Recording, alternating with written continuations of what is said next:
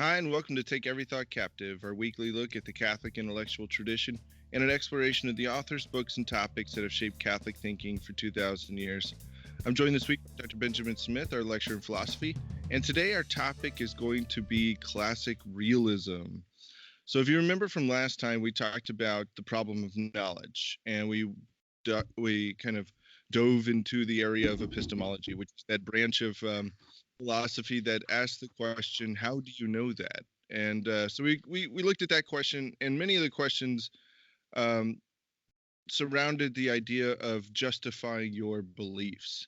How do you know that to be true? How do you understand that? And so we looked at different things like skepticism, and we looked at how it is that people justify their beliefs. Do they justify it by their feelings, by evidence, or any of other aspects? But the question of justification came up, and so today we want to kind of continue that conversation about because the problem of knowledge is that we are trying to seek the truth, and this is why Right. we want to know the truth. Our intellects are ordered towards knowing the truth, and so today, Dr. Smith, we're going to dive into an actual solution. Even though we didn't quite get there last time, we talked about a lot of issues, a lot of wrong paths That's right. to knowledge, some fallen ones and stuff. So for us here, obviously the topic is classic realism, but is classic realism, is it this better and more reliable way to the truth? And if so, how do we define it? Yes, it is. It is a better way. Podcast over. Otherwise, we wouldn't be talking about it. I think that you said. I think that you labeled our last podcast the most frustrating and annoying podcast ever. We never got to an answer. That's right. So we'll try to give our listeners some relief today. Um, so uh, if you remember from last time, we looked at coherentism, foundationalism, rationalism, all sorts of different isms, right? As I said, different ways that people have thought about how you get to knowledge, how you get to the truth. We found that all of those are really end up in a bad position, um, and sort of almost by a process of elimination, I think you sort of back your way into what came before modern epistemology? Because all of those, attempts we were looking at were really modern ideas. And I think there are some unifying themes in modern epistemology for why all those theories failed, and maybe we'll talk about that a little bit towards the end. But the alternative to the modern approach, right? So the modern approach tries to use this definition, justified true belief, right? That's the standard modern definition, and then tries to use the materials of reason to demonstrate really that we have such a thing as justified true belief. So to show that it is, and then to explain how we get it. All of those attempts have failed. The better option, right, which is the prior option, which by a lot of modern philosophers was considered unsophisticated, kind of naive, that sort of thing. But actually, I think we find is actually very sturdy and reliable. So this is called classical realism, what the theory I'm about to develop here. One, classical just in the sense that it's the kind of consensus view that you get from pre-modern philosophers in the Western tradition. Not all of them, but the consensus view. So it's classical in that sense, or pre-modern. And it's realist. Now, when I say realist, a couple of qualifications. Sometimes I use, a given conversation, maybe about foreign policy or politics, I'll use the term realist in opposition to kind of naive or utopian ideas about practical politics, right? So realist sometimes means, okay, get your head out of the clouds. You need to pay attention to the facts on the ground, right? Sort of like Jimmy Carter probably could have used a heavy dose of realism in his foreign policy, right? That kind of thing, right? Or Bernie Sanders and his economic policy. That's right. That's right. So realism is, we need to pay attention in that setting means, stop being so idealistic in the kind of practical sense. Now, that sense of realism versus idealism is actually, though, a carryover from epistemology. The real sort of antithesis of realism is idealism, right? In the philosophical sense or the epistemological sense. So actually, you can see how this is kind of related to foreign policy if you think about it a little bit. But idealism was developed by Kant, right? And we talked about this a little bit towards the end of our last podcast. Idealism is the view that truth happens when the objects of experience fit the categories of the mind, right? So ideal, that is the mind, right, serves as the standard for the objects of experience, right? And thereby is the real foundation for truth and knowledge, okay? So Kant, right, as I've said in several podcasts, I really see Kant as kind of the, you can pick your watershed. There's different ones, but he's a really good candidate for, oh wow, like he really sets up what comes later, right? He, as I said before, he's not himself a radical subjectivist, but he's kind of sets up the framework for the kind of subjectivism that we deal with today. Yeah, what happens if those ideas in your mind are flawed, according to against reality? Yeah, flawed, or that those categories are individualistic and historically contingent. Then you get postmodernism, right? Right, that's what you get.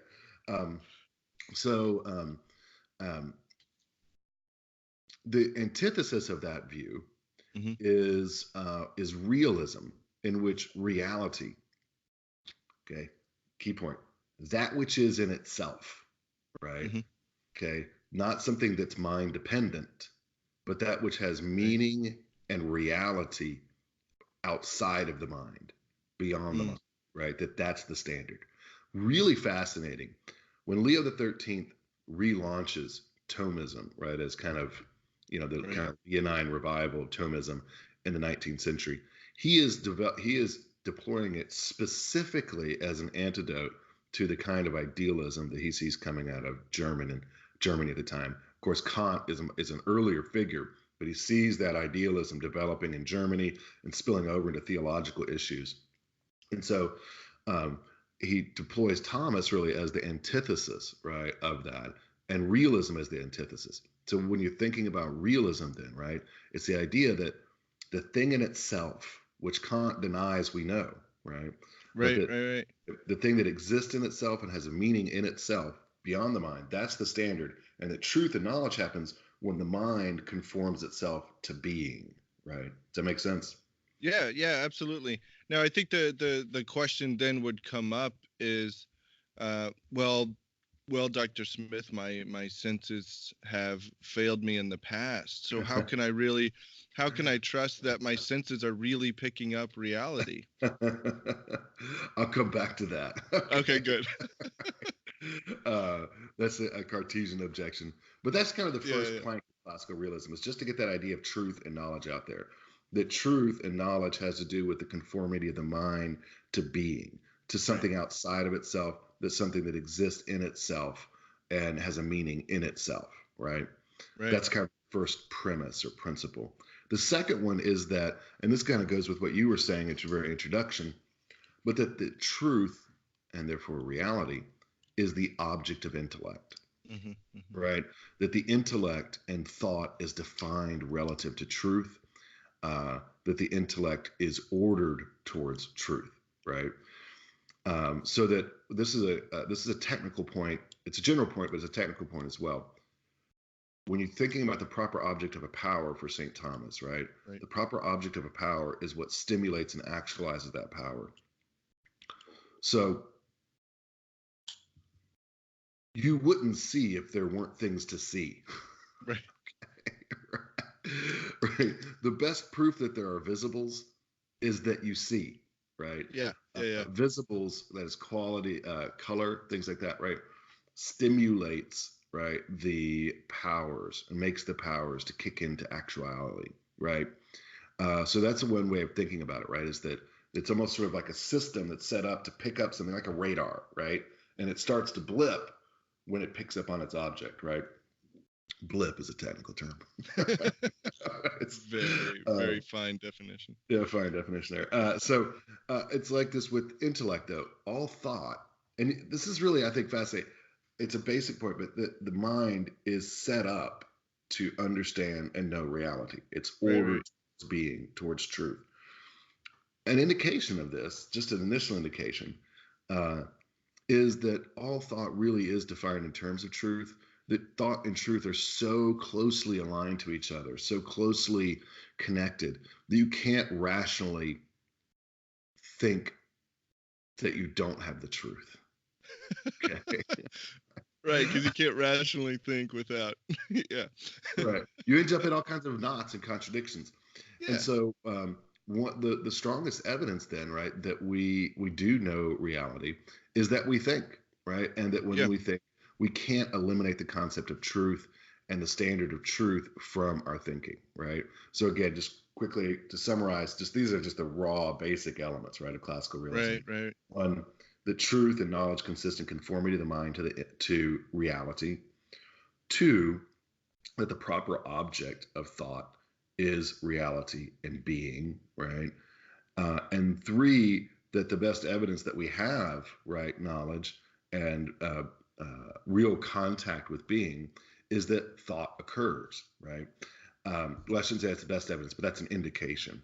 Now, these are what are really baseline premises for epistemology. In other words, if you don't accept these premises, Mm-hmm. I would even say call them principles, then you can't actually do epistemology and you can't actually think rationally at all. Right. Yeah. So the way to show that these are the case is what's called dialectical refutation, right? That's a big. Have you heard that phrase before? Yes. Last year, I impressed my in-laws at Thanksgiving with that word. It was Nice. it was a great comment. No, I'm just joking. I've never used that word. Oh no. I was like, wow, man, Jason's a No. philosophical stud. Well, you should do it this Thanksgiving and see what happens. All right. Yeah. Yeah. We'll give it a shot. We'll see what happens, or if they just all leave the room for the bar. That's right. Like, what is this Yankee nonsense Jason's come down here talking about? Anyways, goes back east and man, just loses his mind. All right. What is it? Dialectical refutation? That's right, dialectical refutation. So demonstration is a higher level, right, in classical logic. So demonstrations when you take two premises and you derive the truth of a conclusion, or you derive the necessary falsehood of a conclusion or premise, right? So you use one of the classical syllogisms to demonstrate a negation, right? Or a classical syllogism to demonstrate a affirmation. Dialectical refutation is kind of prior to that. It's kind of almost more basic. And it's kind of what Socrates does a lot of in the dialogue. So if you find the Socratic dialogues annoying, well, you're about to be annoyed again.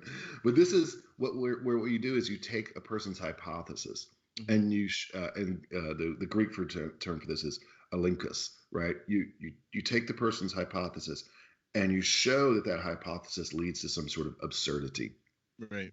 some sort of confusion or contradiction or self-defeating condition, and thereby show that that premise cannot be true. Right? Does that make sense? Right. Yeah. Okay. So hence dialectical. It's back and forth. It's not like a clear demonstration, right? You're going back and forth dialectically, but it's a refutation. Now, one of the things that's really fascinating here, little logic 101 here, Jason. Okay. So let's take two propositions here. No wars are just. That's one proposition. Okay. Second proposition, some wars are just. Right. Okay. Those are contradictory propositions, right? Strictly speaking, right? Yeah. Can both of those propositions be true, Jason? No, they cannot. Good. Congratulations. All right. You did it. Okay. But then in addition to that, right, they can't both be true. Can they both be false? It's a little trickier. Can they both be false? Yes. No. Fails. They can't both be false. They could be false. You're probably thinking, like, if you say all wars are just and no wars are just, both of those could be false, right? Right. Oh, Those are, okay. Somewhere. Yeah. yeah, those are called contraries, right? Yeah. Yeah. Contradictories, right? So, no war is just, some are not. Some more. Yeah. Yes, not to get too technical, but somewhere like wars falls somewhere on the line of some are or none are. Does that make sense? Right? It Yeah. falls Yeah. Yeah. somewhere in there. So this is important though, because if you can show that one contradictory is false, then the other must be true. Mm-hmm. Mm-hmm. Isn't that Right. cool? Yeah, and I think the example that a lot of people are probably familiar with is like relativism. Sure. There is no absolute truth. Right. Yeah, that's right. either that's true or the contradictory is true. Sure. Yeah. And that's uh, uh, that's a quick way of defeating that. Yeah. Sure. Yeah. And so, like, this way this works out practically, right? So, like, say you meet a hard-bitten pacifist, like, who says no war is just, right?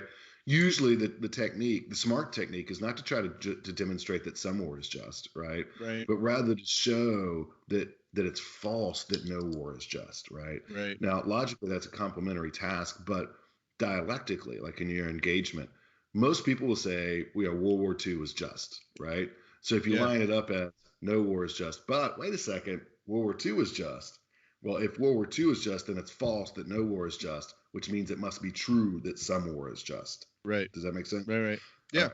Nothing like logic early in the morning. So so that's the style of argumentation, but it's really important you get that technical point down, right? Because if you can show the absurdity of a given hypothesis, then that demonstrates the truth of its contradictory.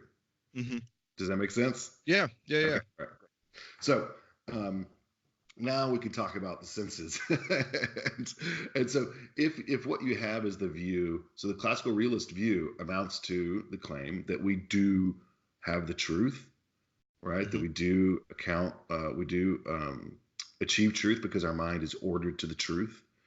Not in all of our thoughts, of course, but at least sometimes. Otherwise, we wouldn't think at all, right? Right. That being, there is external being, and we have some contact with external being. Okay, so one the most straightforward way of denying this, right, classical realism, is to say that there is no truth, right? That no thoughts are true. Now that's pretty obviously bad, right? Because Jason, what do we say to a person who says such a foolish thing? I don't say anything. I just walk away. I'm just like, Yeah, it's actually. It's a self-defeating principle. It just if you understand the logic of something like that, there is no truth, and you're saying that absolutely true, or as a true statement, then you've just contradicted yourself, and it should be obvious. And if it's not obvious, then there's something in the mind of the one who said it that is severe. But again, like you said, sometimes you need to point these things out. You need to draw attention to the inconsistencies in someone's own logical paths. Right. Yeah, I remember somebody telling me one time, getting in an argument, and they're like, truth just isn't that important. I mean, like, this search for truth, I mean, blah, blah, blah. And so I listened for a while, and she got done, and I said, is that true? Yeah. Of course it is. Well, so I guess the truth is important, right? Like, right. This is the thing, you can't escape it. So the person who denies that there's any truth, of course, if that's the case, then their own statement that there is no truth is itself false, and therefore it's true that there is a truth. You got that? Yeah. Makes sense, right? Yep. So this is going to sound a little aggravating, but this is what it means to combat foolishness sometimes, right? Like there's a part of philosophy that Socrates and Plato really specialize in, showing the groundlessness of the opposition, right? Yeah. Now, as Christians, of course, we want to do that charitably, right? In the sense that we want to lead people. We're not just doing this just to show that we're smarter, or just to show that, that somebody is espousing foolishness. We do this because we want to help them, right? Yeah. So with that aside, the next kind of claim could be, well, okay, maybe there's truth, but we can't know that there's truth. Right. And now Right. you're Kantian. Right. Right. Yeah. Right. It's got a content. Yeah. So maybe somebody gets the truth, but we can't know what's true. So Yeah. here, this is kind of like if you go back to that contemporary definition, Hmm. right, of justified true belief, you're saying, well, maybe there's some true beliefs out there, but there's no way to justify.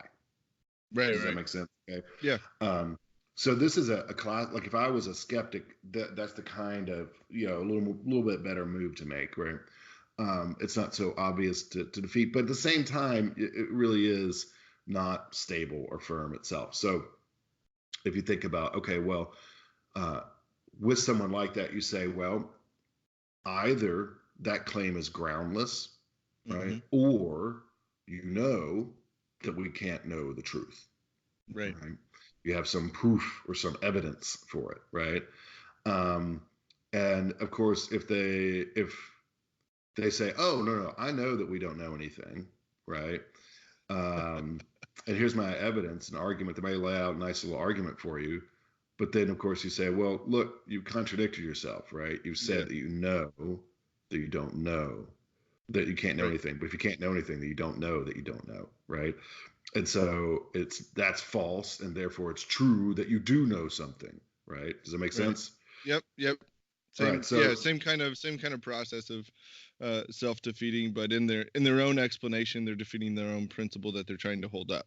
absolutely So. right. And here's the thing. Then um, on that basis, right? What you could say is, um, so let me give the other side of it is they could say, well, you know, I'm not going. I don't know that we don't know, Right. right? In which case, say, okay, then your belief that we don't know is groundless, Yeah. right? And arbitrary, and therefore not worthy of consideration, right?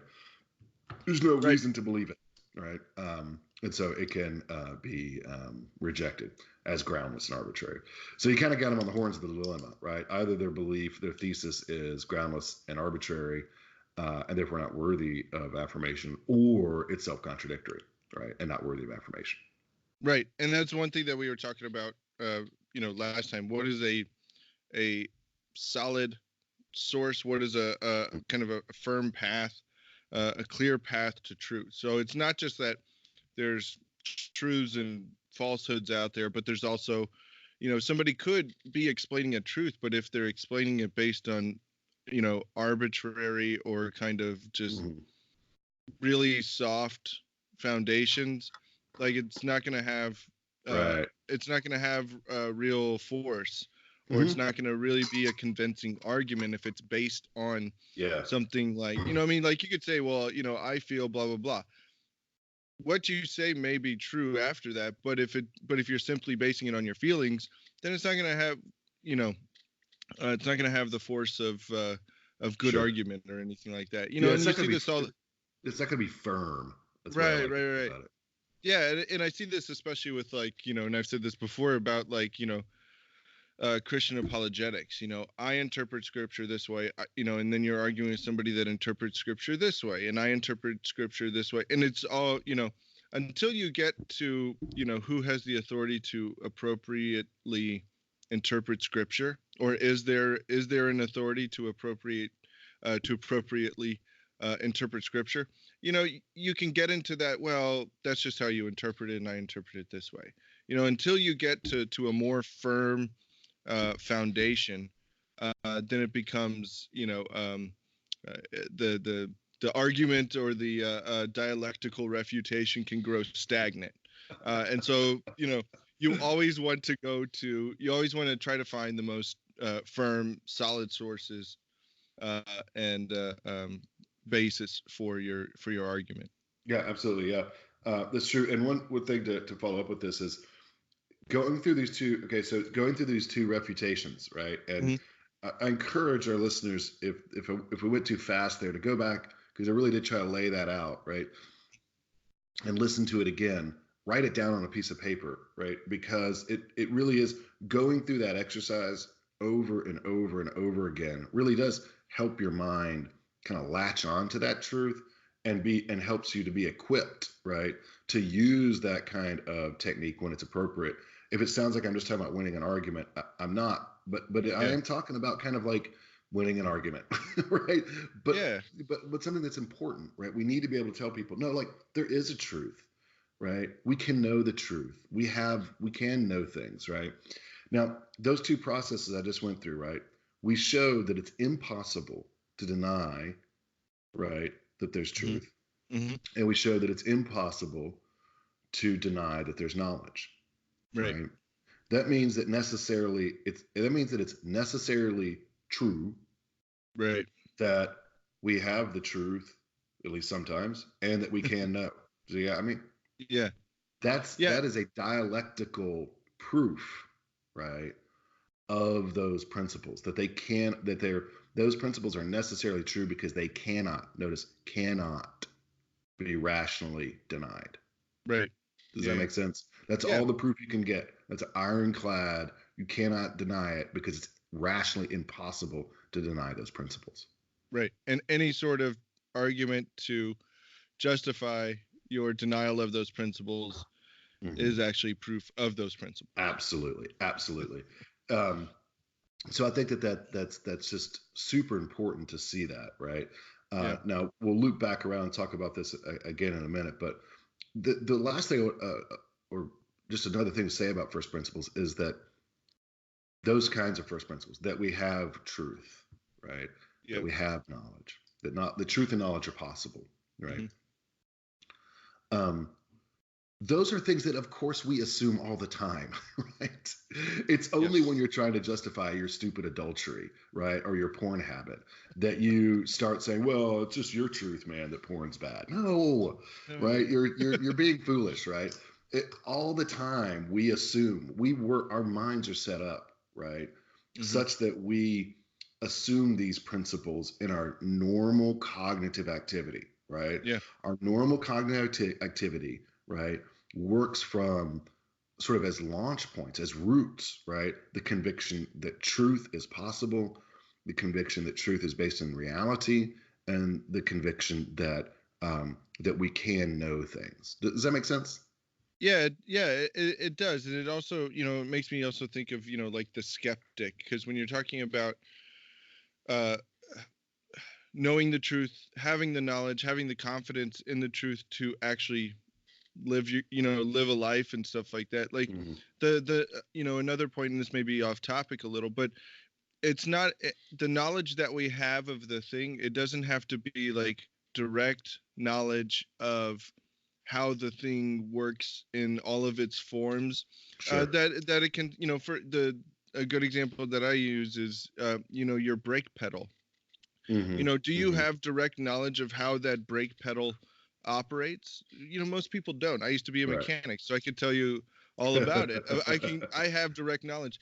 But does that mean that, oh well, I really don't, I mean, I really don't know. People say that this will stop the car, but I really don't know. So I'm not gonna drive a car until I understand how the brake pedal works. or better yet, I'm going to push on the pedal on the right instead of the pedal on the left because maybe that's the one that stops the car, right? Yeah, yeah. Who are you to judge? Yeah, no, Who knows? but but but I mean, like, so I mean, even when we're talking about, say, uh knowing something and certainty, Hmm. that we don't have to have this kind of scientific or scientism Uh, esque knowledge uh, of what a thing is to be really confident in it.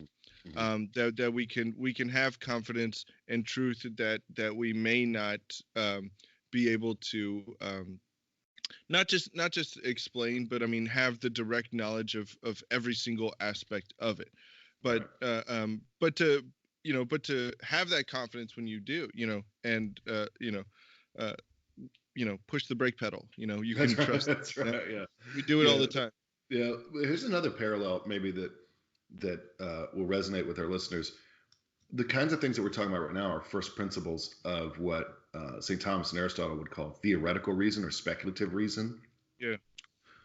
But we're also familiar with first principles of practical reason, right? Another name for those are the precepts of the natural law, right? Mhm. That is, you may say, well, ideas about justice are arbitrary or blah blah blah, but really we don't act like that in our normal lives, right? Yeah. In our Yeah. ordinary lives, we act as if life is valuable, right? Right. We act as if ownership is real, right? We act that way on a normal basis because it's hardwired into our reasoning. And as a matter of fact, even more importantly, if you don't accept those views, right? If you Hmm. don't accept the basic precepts of the natural law, shorthand, the Ten Commandments, okay? Yeah. Um, Actually, St. Thomas is utterly clear on this. This drives me crazy. There's this endless debate among scholars about whether, like, what are the most basic precepts of the natural law, right? It's weird. Let's look at question 94, Article 2 endlessly. Let's Um, start over. Or, St. Thomas tells you, idiots. Right? It's the Ten Commandments, okay? But anyways, sorry, it's an aside. Um, the But if you don't take the Ten Commandments or something very much like it, right, Yeah. as basic, you just can't reason morally, right? Right. So again, it's a similar kind of argumentation, right? To you don't prove. I mean, you can go through a very long-winded way of trying to explain why murder is wrong, but another thing to think is that another path and a quicker path, and I think in some ways like a stronger path, Hmm. is to show the impossibility of moral reasoning without that precept. Does Right. that make Right. Right. sense? So that Yeah. it's a necessary condition, it's a foundation. Like you just can't do it, right? Unless Yeah. you think Yeah. that Yeah. innocent human life must be protected. Yeah. Now, is this what we would call in epistemology? Is this what we would call those a priori truths? Those Um, truths that come prior, yeah, or I'm where hesitant to does? say a priori, Yeah. but I understand what you're saying. I would say that their first principles, are had by understanding. They are, I think they're verified by reasoning. I mean, the way St. Thomas Yeah. Yeah. sets it up is that they're not a priori principles in this sense, that they're not innate knowledge. That is, Okay. our mind is ordered to develop them, right? Yeah. Yeah. But it does still take experience. Yeah. Um, so that's kind of St. Thomas's halfway between innate knowledge on the one hand and pure empiricism on the other, right? Is to say, well, the mind has innate inclinations, Yeah. right, Yeah. Yeah. and develop these ideas. But practically speaking, I think you can say, they're akin to innate ideas, or they're first principles, they're foundational. You don't go around proving them. Really, nobody. It's Right. so we can talk about sense knowledge here now. You brought it up earlier, or sense skepticism. But nobody doubts their senses until they get into some philosophy class or they watch The Matrix or some other silly movie, right? Does that make sense?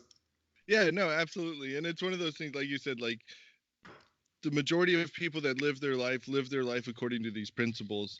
They Right. don't. They don't question them. Hmm. They don't. They don't. Until they get into some philosophy class, or they get into some discussion where they're trying to hold up something else, and so they Yeah. begin to deny the basic principles that they live by, Yeah. and that honestly, like, society would fall apart if we didn't live by. Of I mean, course. it's just, Yeah. yeah. I would say the one other exception about that, and this is where we see it all the time and why epistemology comes up so much, is in the wake of the sexual revolution, right? That Yeah. is, people will do anything to justify their sexual disorder. Um, and up to including embrace irrational forms of epistemology. You'll just be like, well, look, adultery is wrong because adultery is contrary to the contract you made in which you pledged sexual fidelity, right? You should give blah blah blah. So you get back to a first principle: justice is to render what is due to another, right? Yeah. And they're like, well, that's just your truth, man. Well, obviously, what you're speaking there is not your reason, but your lust, right? Yeah. Yeah. You desire to have a particular sexual kind of satisfaction or sexual liberty, and that sort of domination of your mind by lust. St. Augustine's so good on this, right? And Yeah. Scripture is as well, right? Drives you into these epistemological errors and irrationality, right? So that's another area, right, where normal people, right, people who are normally rational, will start to spout this nonsense, right? in order to justify their obvious sin, right? Does that make sense? Yeah, and I think that's why skepticism is just everywhere, because people will say, people at the most honest person that you're describing or whatever will say, well, if I don't hold this, then I have to say that what I did was wrong. So Yes. who knows? Who knows? So I mean, they just kind of throw up their hands. Well, who knows? Because if they were to be kind of logically consistent, they would have to say, well, the way, or at least the way that I'm justifying my lust or whatever, my sexual sins, like, it's at least incoherent to the point where I either need to everything. I need to be skeptic of everything, or I don't have a good argument for that, or I may have to say that I am wrong. That's right. That's right. That's right. And that's hard. And that is hard to do. nobody wants to be there. Yeah, that's nobody right. wants to do it. Well, so anyways, I think that those are some good things to keep in mind when you're thinking about these as first principles, right? These ideas. Yeah. We do have truth. The mind is ordered to truth. We do have knowledge. The mind is ordered towards knowledge. And that we have truth and knowledge is a sign of our contact and engagement with real being, and that the denial of it leads to foolishness and really is unsupportable. Another example of this, right, is the sense skepticism, right? So you were talking earlier about the idea of, my senses have deceived me, right? In the past. How do I know they're not deceiving me now? Well, a couple things can be said there. But one, this question comes up once you've established the reality of truth and the reality of knowledge. Then you could say, well, how do you know? And of course, Aristotle and St. Thomas says, well, it's complicated, but all knowledge begins in the senses, right? Again, this is basic common sense realism, right? And you might somebody might offer the kind of argument that you just offered to say, well, no, it doesn't really start in the senses. How do you know, right? Because the senses have deceived you. How do you know they're not deceiving you now? So two responses. One is, how do you know they deceived you?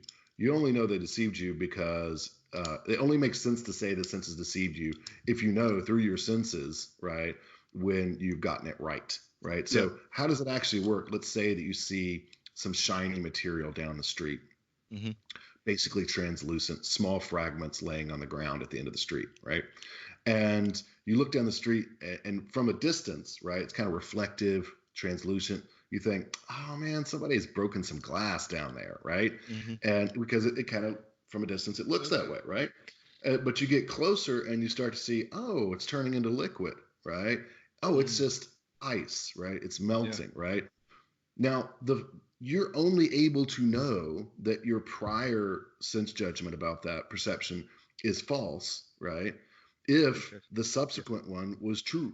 Does that make sense? So again, the very idea that we have false sense perception. So to say that since the senses are reliable is not to be a sense infallibilist, right? Right. I don't have to say that the senses are infallible. I just have to say they're reliable, right? It doesn't make any sense. It's not logical to say that the senses sometimes are wrong unless you grant that sometimes they're right. The knowledge we have that sense perception is sometimes wrong presupposes that sense perception is sometimes right. Right. And again, this also goes back to, you would not leave your house if you didn't trust your senses. Of course. Like practically speaking, nobody denies these things until they get into a blasted philosophical argument about some sexual sin, something like that. That's right. Can you imagine trying to drive like, I don't know, sense skepticism? Is that a road or a tree or a cliff or a waterfall? Like, again, it's almost ridiculous on just, kind of the practicality of it. Although I know, philosophers should not be all practical, but sure. But, it shouldn't be only practical, but the practical and the concrete is a legitimate test. Yes. You know, there are things beyond being practical and concrete, but it's still certainly a legitimate test. So if you back up and look at everything we've talked about here, right? So I'm not going to keep Yeah. going through these. We could go. I mean, it's fun, but Oh yeah. those three dialectical refutations are sufficient, really. Okay, I think to ground what you would call classical realism, or maybe even just common sense realism. Hmm. Um, Again, basically that you can't deny that there's truth. You Right. can't deny that we know things, and you can't deny that the senses are reliable. Okay, right? Following it, we do have truth, we do know, and the senses are reliable. Yeah. Okay, those are some of the basic tenets, right?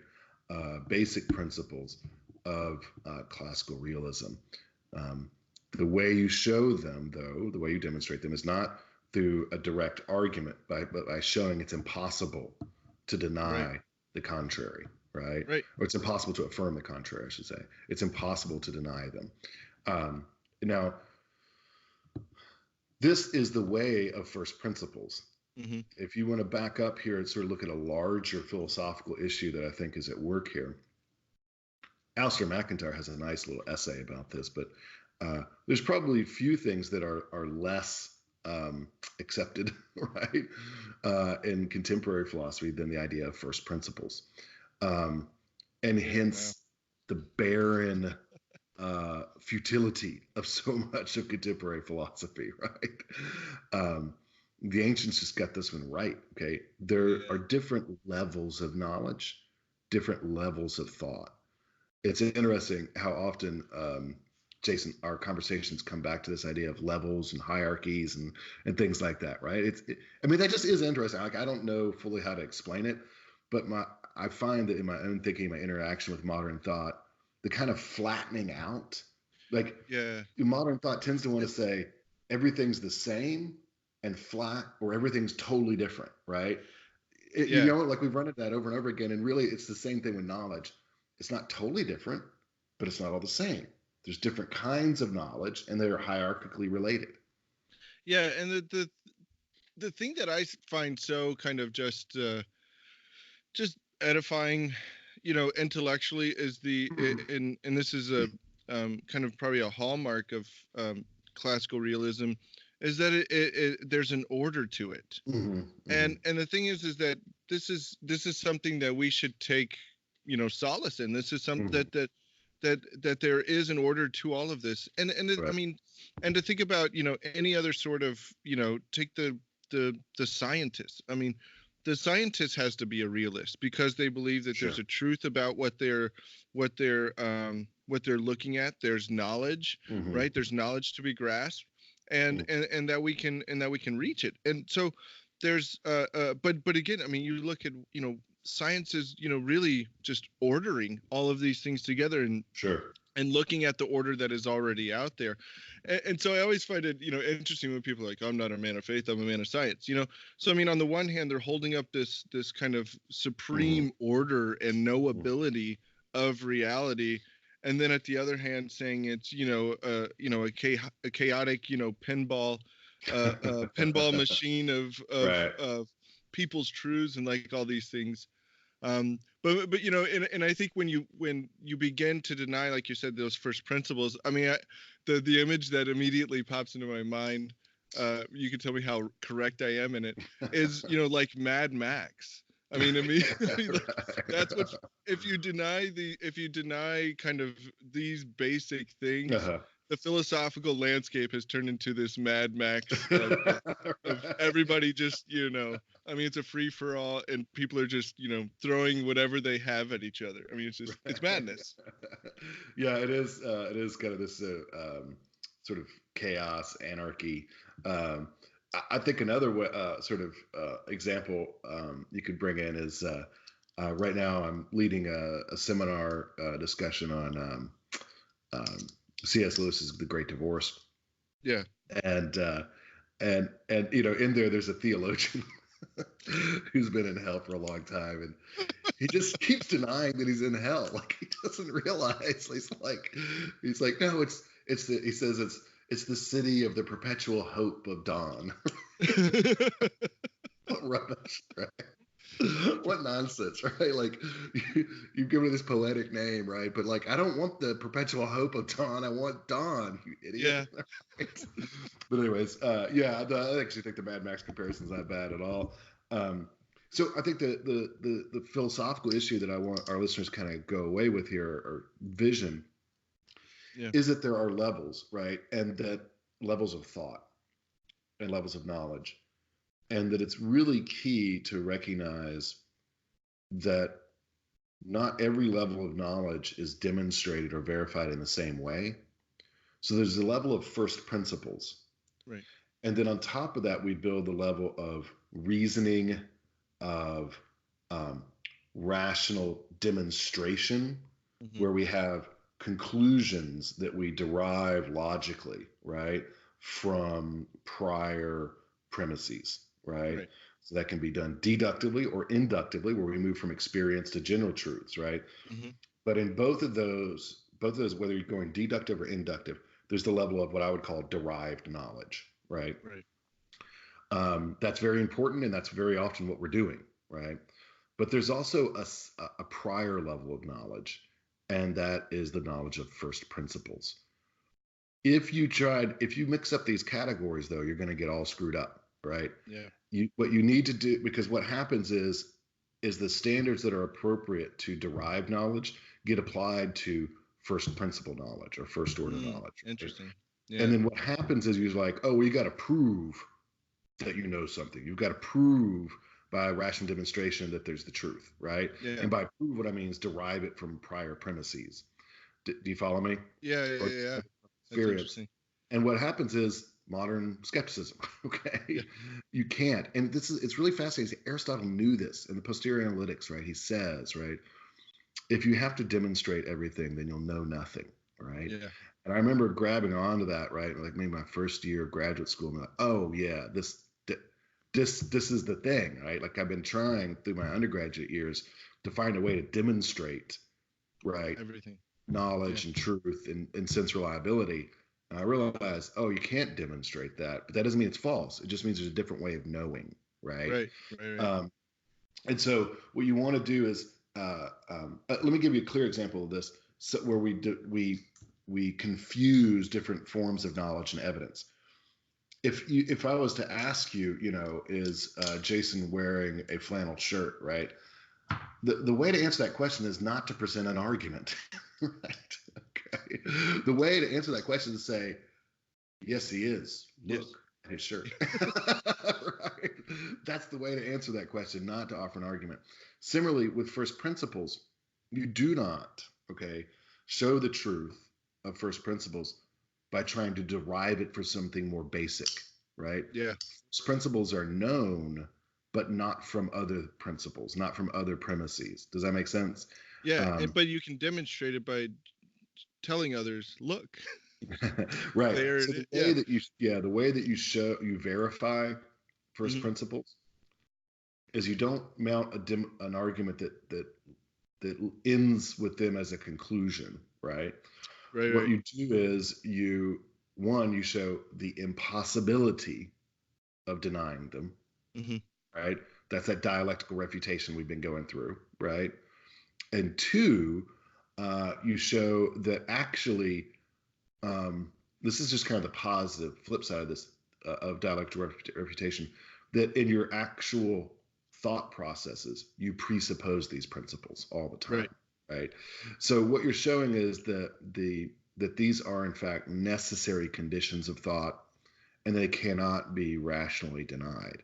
That's the way you show, right, first principles, or you verify first principles. If you can keep that in mind, it's going to save you a lot of difficulty Yeah. in the area of epistemology. And I think the failure to recognize that uh, is really the story of modern epistemology, with a few exceptions. Um, there is some contemporary epistemology that's worth studying, particularly by Alvin Plantinga. I'm not going to get into all that right now. But one Sure. person actually who was in the modern period and who kind of gets neglected now, although there's been some interest in him, is a philosopher named Thomas Reid. He's a Yeah. Scottish philosopher. There was a school of philosophy called Scottish Common Sense Realism. Mm. Which doesn't that just sound wholesome? Sounds like something you discuss over, pint. That's right, a pint, exactly. So you get out of the salons of Paris, man, and go to the Highlands of Scotland, and then you can get some common sense realism, man. Come on. But anyways, the basic idea, like he does a nice job of formulating that in conversation with kind of both radical empiricist as well as rationalist of the modern period. And something that's really interesting, a lot of people don't know this, is that Scottish common sense realism was extremely influential in the United States among the founders and so forth. We usually think of John Locke, and that's correct. John Locke was very influential among the founders, but so was Thomas Reid. In fact, you can actually find some early Supreme Court cases that cite Thomas Reid as an authority, which is really interesting, right? Like you're like, oh, whoa, they call him the astute Mr. Reid.